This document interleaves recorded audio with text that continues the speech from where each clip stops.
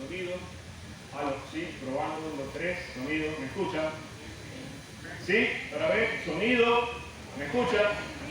Ah, ok, excelente. ¿Cómo está ese ánimo? Muy buenos días, Dios les bendiga a todos. Vamos a esta alabanza hermosa que estamos cantando ahorita. Yo te busco con fuego en mi corazón. Qué tremendo buscar al Señor con esta intensidad, con ese deseo profundo, ¿verdad? Ese es el anhelo. Y el tema de hoy tiene mucho que ver con eso, con buscar al Señor, independientemente de sea cual sea la situación en que te encuentres. Sea que eres un joven, sea que eres un adolescente, sea que eres casado, sea que eres viudo, sea cual sea la condición en que estás, es intensamente buscar al Señor con fuego en el corazón. Y quiero hacerle una pregunta interesante. ¿Qué creen ustedes o cuál es el recurso principal que debe tener un jugador de fútbol al momento de convertir un penal? Se escucha en una palabra. Concentración, esa palabra es una clave. Concentración es fundamental. ¿Qué otra cosa? Agilidad. ¿Ah? Agilidad, por supuesto. Seguridad. ¿Ah? Seguridad. Seguridad. Ok, todas estas cosas son fundamentales.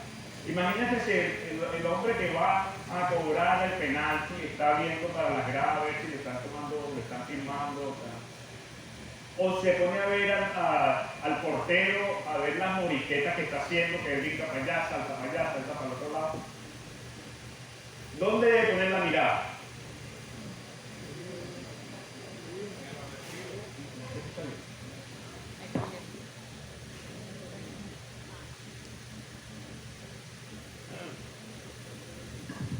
Pone la mirada en el balón, ¿verdad? Debe fijar el objetivo, mantener la mirada en el balón al golpearlo y nunca en el portero. Una vez que toma la decisión a dónde va a lanzar el balón, no puede cambiar a última hora. ¿Sabe que las posibilidades de convertir un penalti de acuerdo a las dimensiones de la arquería, de acuerdo a la distancia que hay entre el que va a convertir el penalti y la malla, son casi de 90%? Y a lo mejor me quedo corto. ¿Qué falla? Falla la confianza, falta la concentración. Ahora, desde el punto de vista espiritual, así como el arquero necesita concentración, necesita enfocarse, nosotros debemos estar concentrados en nuestras metas espirituales, en quién hemos creído. Buscar al Señor con toda nuestra alma, con todo nuestro corazón. Como dice la palabra de Dios en Hebreos 12:2, puestos los ojos en Jesús, el autor y consumador de la fe. Entonces, vamos a ubicarnos, sea que eres soltero, casado, viudo, estás esperando para un nuevo matrimonio, sea cual sea la situación, este mensaje es para ti. Voy a pedirle por favor que se ubiquen ahí. El texto de 1 Corintios 7, 25 a 40. Vamos a estar culminando este capítulo interesante que Pablo usa específicamente para los casados, para los matrimonios, y específicamente en esta ocasión a los solteros y a las viudas. Ok, voy a leer de todas maneras, ustedes lo tienen allí. 7, 25 al 40, dice la palabra del Señor.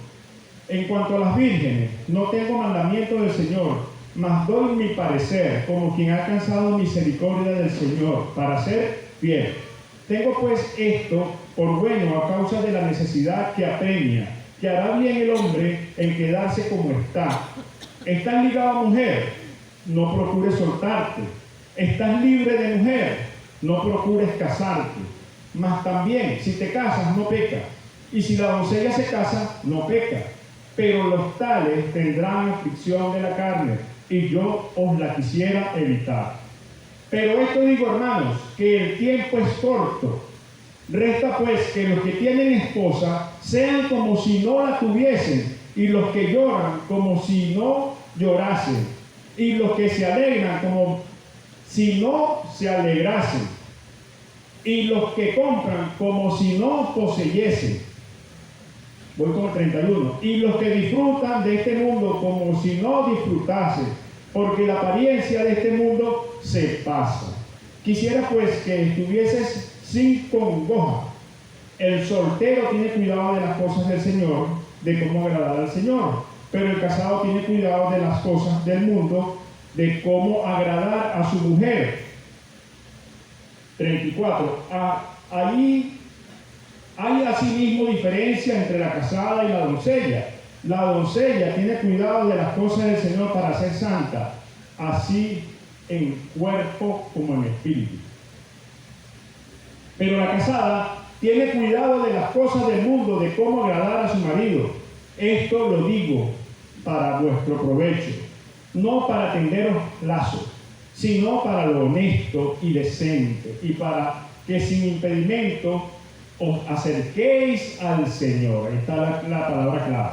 Y para que sin impedimento os acerquéis al Señor. Pero si alguno piensa que es impropio para su hija virgen que pase ya de edad y es necesario que así sea, haga lo que quiera. No peca, que se case. Pero el que está firme en su corazón sin tener necesidad, sino que es dueño de su propia voluntad y ha resuelto en su corazón guardar su hija virgen, bien hace. De manera que el que la da en casamiento hace bien, y el que no la da en casamiento hace mejor. La mujer casada está ligada por la ley mientras su marido vive, pero si su marido muriere, libre es para casarse con quien quiera, con tal que sea en el Señor.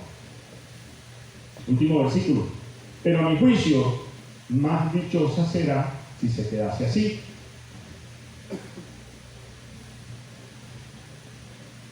Y pienso que también yo tengo el Espíritu de Dios, dice Pablo.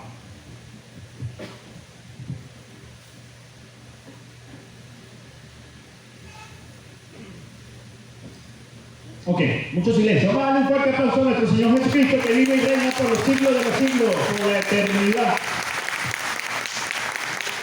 El Espíritu Santo está aquí con nosotros en esta mañana, siempre, ¿verdad? ¿Cuánto lo creen? Gloria al Señor. Ok, texto un poco largo. De hecho, vamos a ver unas aplicaciones entre los principios, porque son temas algunos que cambian de manera muy rápida. Entonces vemos que el contexto histórico de 1 Corintios 7, 25 a 40 tiene que ver o se sitúa en la época del apóstol Pablo, en el primer siglo después de Cristo. Esto durante el desarrollo de la iglesia cristiana, pero la iglesia cristiana primitiva, ¿ok? Pablo escribió esta carta a los cristianos de Corintio, la iglesia de Corintio conocida por una diversidad tremenda de cultura, pero también por su comercio y, como todos sabemos, por la mala reputación de la inmoralidad de la cual hemos venido hablando. En este pasaje, Pablo está abordando el tema del matrimonio, la virginidad, la soltería y, digamos, el nuevo matrimonio, porque está hablando de la viuda. ¿Qué hace la viuda? ¿Qué hace el viudo? Bueno, si se casa, se puede casar, pero que sea en el Señor. ¿Ok? Eran situaciones completamente difíciles. Tenemos que ubicarnos en el contexto. ¿Qué estaba aconteciendo? ¿Por qué Pablo está hablando como está hablando? Porque él habla, o él dice, la necesidad que apremia. Recuerda el versículo 26. Esta necesidad que apremia era una crisis actual, una crisis que estaba ocurriendo. No muy diferente a la crisis que nosotros tenemos aquí en Venezuela, ni en cualquier otro país. Hay crisis en todos los países del mundo. De una u otra manera, hasta los países que están más desarrollados, ¿cuál es la crisis? La depravación, la inmoralidad, el irrespeto, mucho auge económico, pero tantas cosas terribles. Entonces él está hablando de la crisis del momento. Esta necesidad que apremia puede haber sido tiempos de persecución. De hecho, 10 años antes que Pablo está hablando de esto, está hablando de, llega el macabro, el criminal Nerón, el emperador Nerón, que jugaba con los cristianos. Entonces él sabía, él tenía peso para decir lo que está diciendo. Pablo aclara que no está dando un mandato divino. Ustedes lo pueden ver ahí en el versículo 25. Sino está dando un consejo. Pero los consejos de Pablo tenían fuerza. Y toda la palabra es inspirada por Dios. ¿Ok? ¿Qué es lo que está haciendo el apóstol Pablo? Está dándole prioridad a la devoción a Dios, a la preparación espiritual. O sea, sin problemas casarse o no casarse, o quedarse soltero. Dicho esto y aclarado, podemos ver nuestra enseñanza central que señala, sea cual sea la condición en que estás, concéntrate en el Señor. Casado, concéntrate en el Señor. Soltero, concéntrate en el Señor. Viudo, viuda, concéntrate en el Señor. Sea lo que sea, enfocado en el Señor. Que no te desvíes ni un milímetro, porque el milímetro se convierte en kilómetro. Esto significa que independientemente de tu condición, debemos servirle al Señor con fuego, con anhelo, con... Esa palabra me gusta, concentrarse. Ayer tuve la bendición, por la misericordia de Dios, de probar esa suculenta sopa de la actividad de ayer. Yo mismo no sé cómo, pero Dios es grandioso y maravilloso. Mi esposa yo estaba concentrado en el bosquejo, en la cuestión, y de repente mi esposa llega como, ¿sabe cómo está esa sopa? Concentrado. Esto sí está concentrado de verdad. Y mi esposa me dice, no tiene verdura ni nada, pero claro que sí tiene, todo está ahí concentrado. Bueno, ¿por qué hablamos de que está concentrado? Porque todo está allí, en un solo sitio. Entonces estamos nosotros concentrados, estamos nosotros enfocados en el servicio, en el llamado que el Señor nos ha hecho. Es una pregunta que no tienen que responder, tienen que respondérsela al Señor. Concentrarse implica enfocarse de manera intensa en algo para poder comprenderlo, para poder realizarlo, para poder llevarlo a cabo. Imagínate que tienes un proyecto y tu proyecto puede ser muy sencillo. O estás estudiando, vas a un examen, a un parcial. Entonces pones tu libro, pones tu laptop, tu lápiz, tu cuaderno, y pones el teléfono ahí al lado.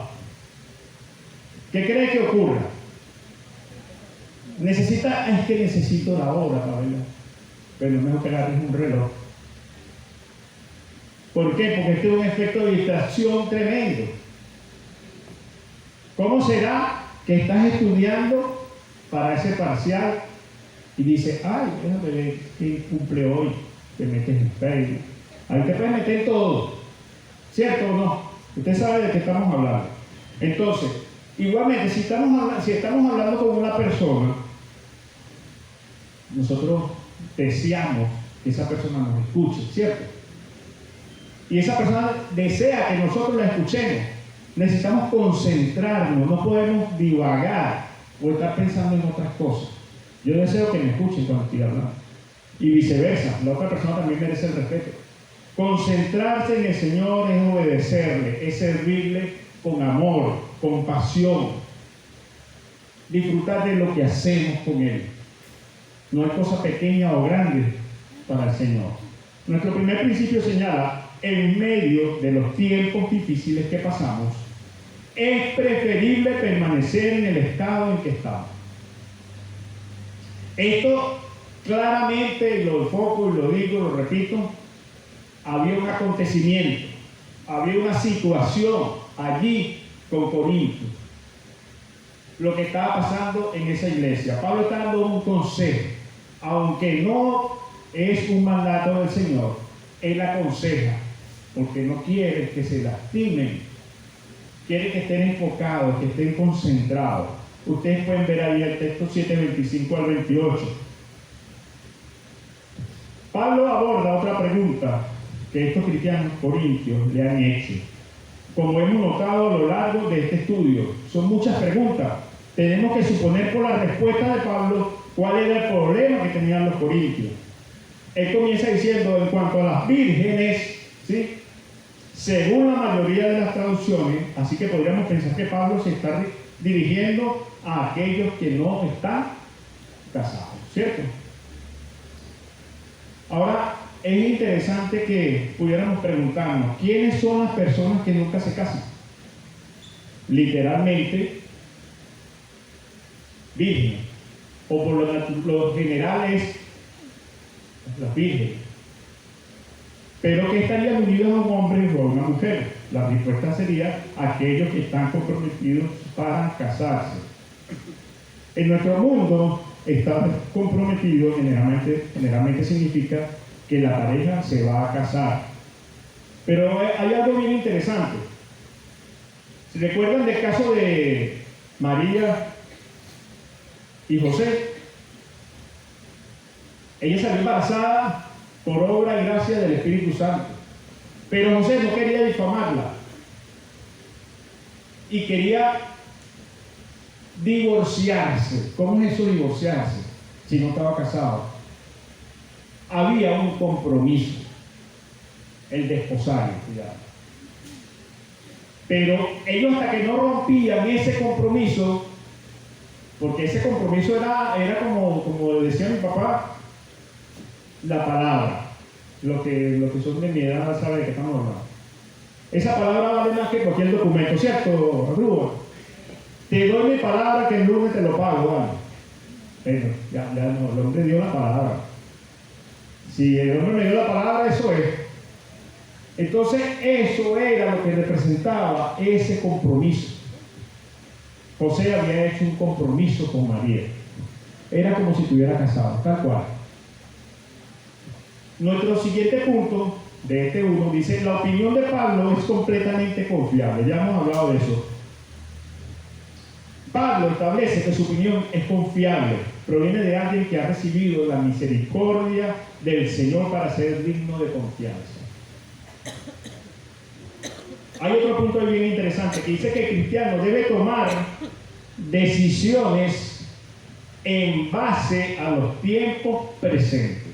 Ok, si bien es cierto que Pablo está hablando de una situación en Corintios, ¿verdad?, de persecuciones, de crisis, dice la crisis que apremia, hay situaciones que nosotros debemos tomar en cuenta antes de dar un paso tan importante como es el matrimonio. La necesidad que apremia se entiende generalmente como una situación de crisis o de adversidad. Obviamente no está hablando del mundo, está afectando directamente al pueblo de Dios, a los cristianos. Y Pablo no está limitando, Pablo lo que quiere es mayor devoción, que sea lo que sea, lo haga para el Señor. ¿Qué podemos aplicar de esta parte? Una, prioridad en lo espiritual. Prioridad en lo espiritual, sea que sea tu situación. Pablo destaca que la devoción al Señor debe ser la prioridad en cualquier situación, y especialmente en los tiempos de dificultad, en los tiempos difíciles. 2, sabiduría en tiempos de crisis. Ya lo hablamos. La crisis, la necesidad que apremia. 3, la importancia de la estabilidad. Pablo aconseja permanecer en el estado actual para evitar, ¿qué cosa? Sufrimiento. Ya hay sufrimientos de por sí, pero él está hablando de evitar sufrimientos adicionales a los que ya tienen. Es como dicen, éramos muchos y parió la abuela. 4, libertad para elegir. Aunque Pablo ofrece consejo, también deja claro que cada persona tiene libertad para decidir. Esto tiene que ver según la relación, la conciencia que tenga directamente y la relación que tienes con Dios. Vamos a nuestro segundo principio. 2. Dios anima al cristiano a estar enfocado en la perspectiva eterna en nuestro servicio al Señor. ¿Qué significa esto? Que Dios anima al cristiano a estar enfocado en la perspectiva eterna en nuestro servicio al Señor. ¿Dónde están los jóvenes de esta iglesia? Levanten la mano. Yo no vi los otros jóvenes como yo. ¿Sabes cuántos años son de aquí a la eternidad? Estás muchachito. Estás bebé. La eternidad, esto es nada. Estos 70, 80, 90, 100 años que estamos aquí, es nada. Entonces, ¿dónde están los jóvenes de aquí? Ah, somos jóvenes. Vamos a estar en una eternidad en el mar de cristal, oyendo las trompetas, quitándonos esa corona si la tenemos y poniéndola a los pies del Señor, porque es el único que merece toda la gloria y la honra por los siglos de los siglos. Amén. ¿Cuánto le dan la gloria al Señor por eso? Alabado sea su nombre. Versículo 29 comienza diciendo: pero esto digo, hermanos, que el tiempo es corto. Esa es la razón por la que Pablo está diciendo esto. El tiempo es corto. Ahora, ¿de qué tiempo se está refiriendo? De este tiempo aquí. Del tiempo aquí en la tierra. Y dice: el tiempo se ha acortado. Pablo está recordando a los creyentes que el tiempo en esta vida es limitado, es breve, y que deseamos vivir con urgencia espiritual, enfocado, concentrado en las cosas del Señor, porque el tiempo es breve.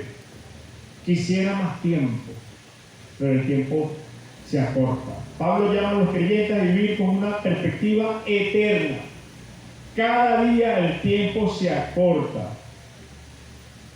Toda esta vida es pasajero. Cuando estamos jóvenes, pensamos, cuando yo llegue a los 40 años, cuando teníamos 12 años, cuando llego a 40 años, pero ya voy a estar viejo cuando llegue a 40 años. Lo que hemos pasado de 40, 50, si tenemos 60, decimos, ahora es que estoy joven, ahora es que me siento joven. Y si tenemos 80, bueno, estamos con la gracia y la misericordia de Dios. 2.1. Enfoque en lo eterno en medio de lo temporal. Enfoque en lo eterno en medio de lo temporal.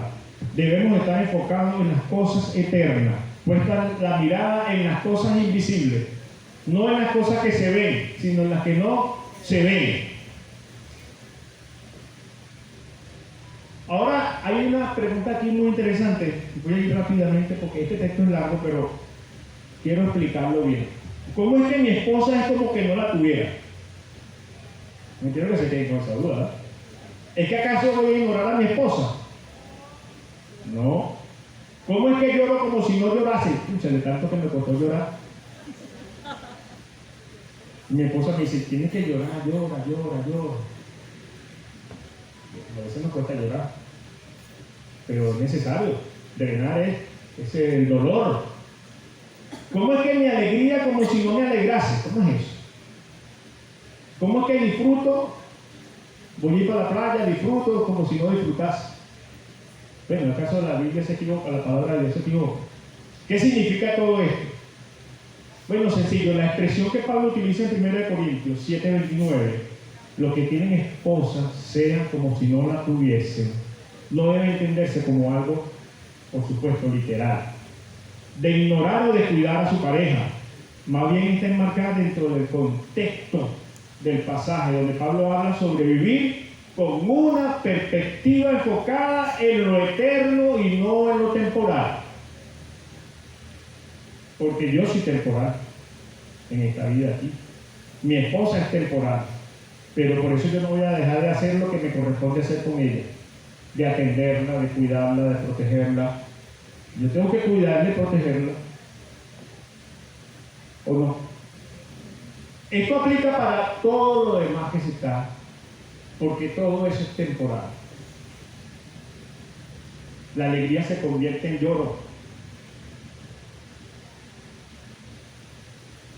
A veces Por cada risa hay 10 lágrimas, dice por ahí una canción hace muchos años que escuché.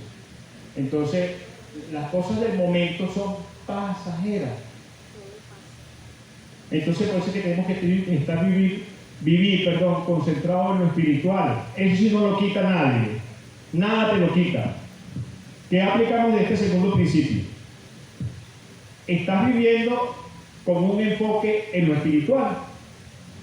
Estás buscando servir a Dios sin distracciones.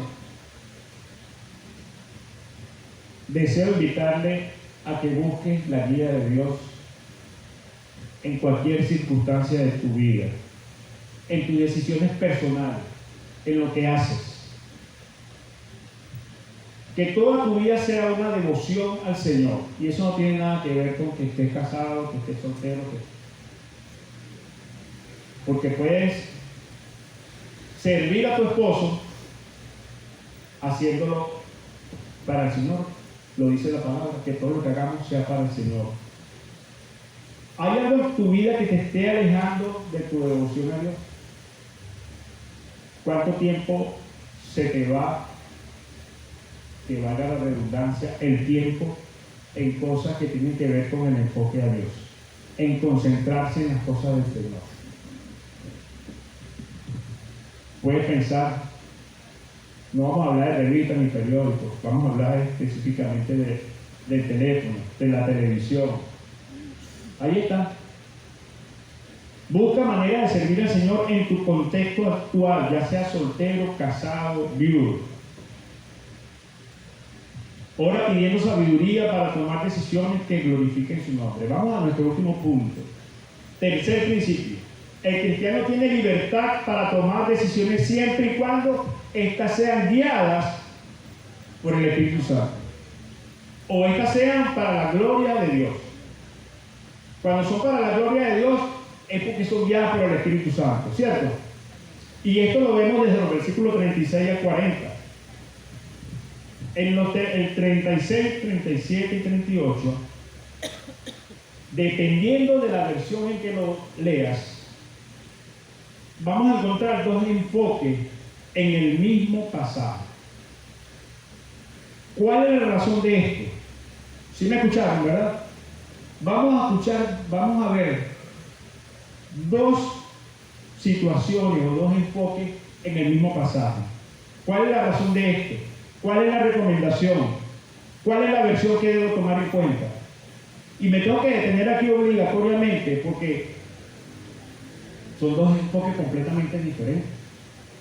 Mira, Reina Valera dice, pero si alguno, ese alguno en hebreo se traduce a un hombre, alguno. Si alguno piensa que es impropio para su hija, ese hombre es ese padre que está ahí. Ahí hay un papá que pase ya de edad y es necesario que así sea, haga lo que quiera, no peca, que se case. Sigue diciendo el 37, pero el que está firme en su corazón sin tener necesidad, sino que es dueño de su propia voluntad y ha resuelto en su corazón guardar a quién, a su hija, o sea, está hablando de una hija y de un papá. El 38, de manera que la da en casamiento. ¿Quién la da en casamiento? El papá. Hace bien, y el que no la da en casamiento hace mejor. Pero vamos ahora a leer otra versión, Nueva Traducción Viviente, por ejemplo. Si alguno piensa que no está tratando a su prometida, ¿cómo cambia la cosa? No voy a leerlo todo por razones de tiempo. Pero el 38, de modo que el que se casa con su prometida hace bien. Entonces vemos que aquí ya desaparece de escena el papá y entra un prometido. Esto es delicado. En la Reina Valera hay dos personajes. En la Nueva Traducción y otras versiones también, respetables, pero tienen su debilidad. Sin duda que al leer estas dos versiones encontramos una controversia de interpretación. Y yo tengo que parar aquí obligatoriamente porque es importante, porque Dios no dio de confusión y tampoco la Biblia se contradice en ningún momento. Este es un aspecto completamente cultural. Ciertamente una muchacha que tiene 18 años en nuestra cultura, su papá no la va a entregar, ni va a decir, mira, tú te casas con Pedro que. ¿Verdad que no? Culturalmente hablando, eso no sucede. Pero yo no puedo poner la Biblia ni la puedo traducir a la conveniencia cultural. Tiene que ser lo que escribió Pablo a la iglesia de Corintio. Ahora que yo explique que culturalmente en nuestro país o en cualquier otro país no sucede eso, eso es otra cosa. Las publicaciones de la Iglesia de Dios, una asociación mundial, utilizan como base la Reina Valera. Ellos recomiendan esta versión por encima de las demás. ¿Por qué? Hay dos cosas fundamentales. Los criterios principales que se deben tener en cuenta para determinar cuál es la traducción más exacta de la Biblia. El primero es el grado de literalidad. Y el segundo, el texto hebreo o griego en la cual fue traducido. La Reina Valera fue traducida palabra por palabra. Muchas otras versiones han sido traducidas incluso párrafo por párrafo. ¿Qué pasa allí? La debilidad de que se interponga el criterio de que está escribiendo es muy alto. Las traducciones literales tratan de permanecer muy apegadas al hebreo, como es el caso de la Reina Valera, o al griego original. La desventaja de esto es que a veces conseguimos, en la manera en que nosotros hablamos es diferente. Que si confiesas con tu boca que Jesús es el Señor y creyeres, nosotros no hablamos así. Pero después que lees y lees te acostumbras. El gran riesgo que se presenta cuando se interponen las creencias de los traductores, lamentablemente, es esa. ¿Ok? Vamos a proseguir, recordando nuestra enseñanza central que dice: el cristiano tiene libertad para tomar decisiones siempre y cuando éstas sean guiadas por el Espíritu Santo. Algo así dice, ¿verdad? Para la gloria de Dios. Y una manera de glorificar a Dios es honrar a los padres, es consultar. Qué bueno cuando tienes 20 años, 25 años, 30 años, la edad que tienes, y aún más, y quieres casarte, o vas a un nuevo matrimonio, que hables con tu mamá, que hables con tu papá, si lo tienes, y puedas decirle: voy a dar este paso tan importante, porque el matrimonio es para toda la vida. Durante el desarrollo de esta prédica, me estuve tomando muchas notas, porque por lo controversial de esta parte especialmente, Pablo está respondiendo preguntas que le hicieron los corintios. ¿Por qué Pablo está hablando a las doncellas, a las vírgenes? Entonces, supongamos que la hija, una muchacha le dice a su papá: pregúntale a Pablo, al señor Pablo, de mi caso particular. Dile que tú hiciste voto para consagrarme al Señor desde mi nacimiento. Y ahora tengo 20 años, estoy enamorada, me gustaría casarme. Por un lado, deseo hacer la voluntad de Dios, pero también quiero obedecer a mi papá. ¿Puedo o no puedo casarme? Eso es lo que está respondiendo Pablo. Entonces eran situaciones tremendas, porque a lo mejor ese es un caso particular, pero pudo haber sido mucho. Hombres que simplemente ponían a su hija, la consagraban al Señor, pero la muchachita cumplía 20 años, se estaba quemando y decía: papá, me quiero casar, ¿por qué tú hiciste eso? Entonces, la pregunta de Pablo pudiera ser algo así: ¿puedo o no puedo dar en casamiento a mi hija? Pero esto también habla del temor de este hombre, de saber si daba o no daba a su hija en casamiento. Ya es adulta, ¿qué hago? Pablo le está diciendo: si se casa, no peca. Queda suelta eso que tú hiciste, porque tú estás decidiendo por otro. Entonces, si se quiere casar, cásese. Pero si tienes el don de continencia, es mejor, dice Pablo. Entonces, hay algo muy fundamental en esto. La influencia espiritual de un padre por sus hijos es determinante en las decisiones que toman. Qué bueno que podamos influir en nuestros hijos, en las decisiones trascendentales, porque el matrimonio es una decisión trascendental. Qué bueno cuando los hijos dicen, me gustaría tener un esposo como mi papá. ¡Wow! Ahí el corazón se te pone así grandísimo. O si tienes un hijo, ¿verdad? Y dice, me gustaría que mi esposa sea como mi madre. Eso es hermoso. Bueno, vamos a llegar a nuestro último punto, 3.1, que se deriva de este principio. Está por aquí. Independientemente de tu condición, escucha bien, viudo o vuelto a casar, sírvele a Dios con todo tu corazón. La palabra de Dios es bien clara aquí. Si eres viudo, si eres viuda, cásate, pero en el Señor. Pero si puedes mantenerte así, lo importante es que si lo haces o no lo haces, no peca. Eso es lo fundamental, eso es lo clave. Si tienes 60, 70 años y todavía tienes el deseo de casarte, cásate en el Señor. Aquí no hay duda de eso. Voy a leer estos dos últimos versículos para concluir. La mujer casada está ligada por la ley mientras su marido vive. Ahí está hablando la posibilidad de enviudar.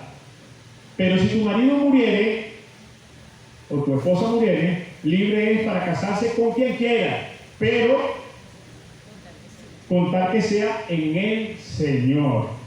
Pero a mi juicio, más dichosa será si se quedara así. Y pienso que también yo tengo el Espíritu de Dios. Ok, voy rápidamente con lo que es la aplicación. Esta es una aplicación muy general, porque ya hemos hablado. A los adolescentes, estudien, sigan estudiando.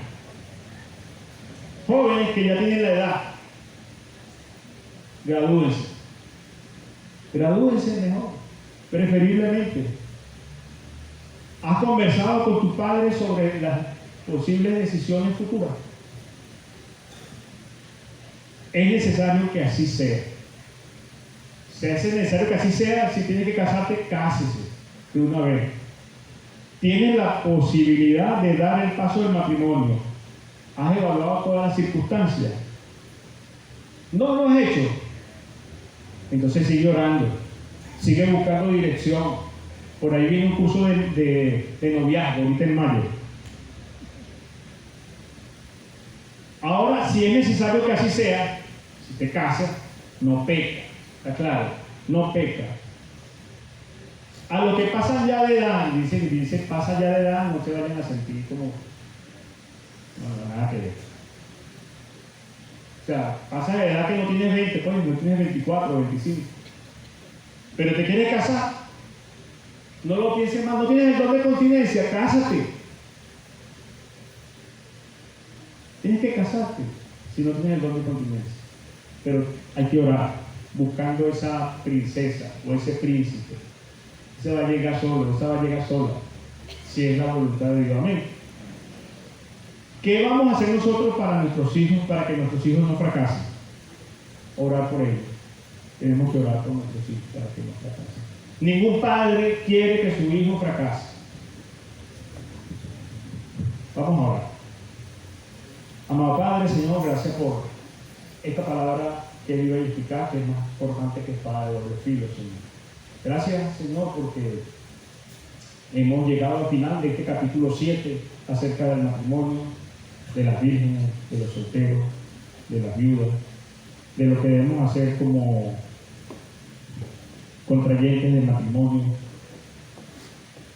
Gracias, Señor, porque ha sido de gran bendición toda esta porción de tu palabra. Te ruego en el nombre de Jesús, Señor, porque, como dice un dicho, el que es padre de un hijo es padre de todos los hijos. Y no deseamos más como liderazgo, no deseamos que los muchachos, los niños, los jóvenes se extravíen, sino que hagan las cosas como tú la demandas, Padre.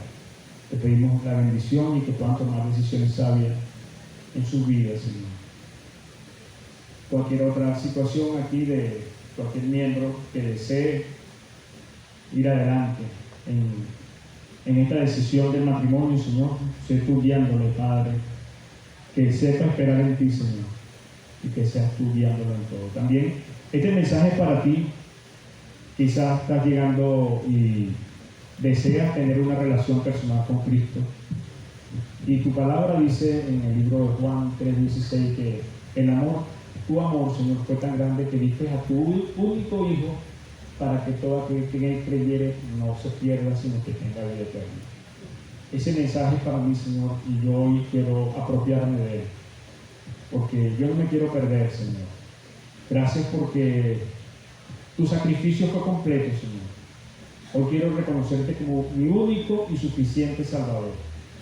Gracias, Padre, te alabo, te exalto y te pido en el nombre de Jesús, Señor, que anotes mi nombre en el libro de la eternidad. En el nombre poderoso de Jesús. Amén y amén. Ok, estamos concluyendo con esta alabanza, el servicio de esta mañana, pero qué bueno sería para conocerte si hoy hay alguien aquí que ha hecho una decisión invitando a Cristo a su vida. Por favor, puede levantar su mano ahí donde estás. Hay alguien por acá o por acá que ha tomado esa decisión invitando gloria al Señor. Un aplauso para nuestro Señor Jesucristo por la decisión que ese joven ha tomado. Entonces estamos preparados para seguirte guiando en la decisión que has tomado. Que Dios te bendiga.